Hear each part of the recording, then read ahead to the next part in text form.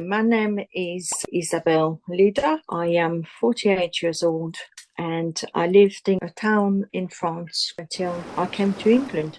I love fashion, I loved art. So my plan was after school to continue my studies and become a fashion designer. Did not turn out the way I wanted it. After school, I did not have the chance of going to university because my dad had just passed away. So the other option was going and find some work. One day was offered a position as an au pair in England for two little boys, twins, 2 years of age. Obviously, it was quite a big step, but I was quite excited about it and accepted it straight away. So literally I had enough time to get my paperwork sorted, book a ticket, and arrive in England. At the time, my relationship with my mum wasn't great, a lot of stress in the family, a lot of arguments, a lot of frustration. Before moving, it was quite an anxious time, but because it all happened so quickly, I didn't really have much time to think about it. So arrived in England on a day, met up with a family, spent a day there with my mum. On a day, it was quite nerve-wracking, but exciting.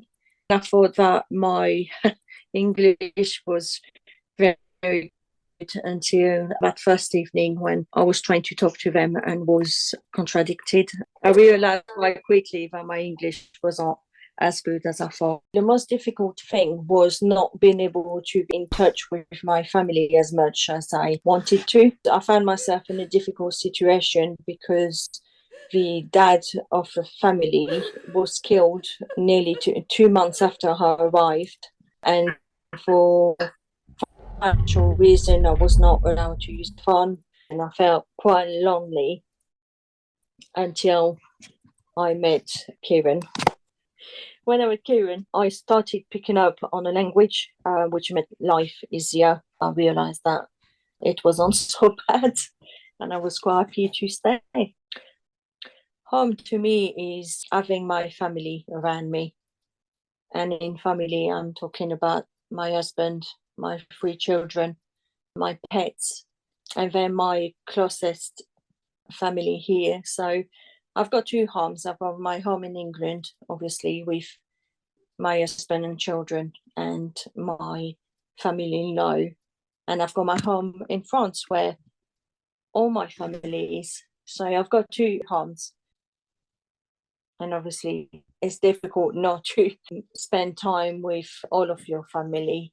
You learn to live with it, and because of the media, it's easy to stay in contact and to be in touch and have normal conversations.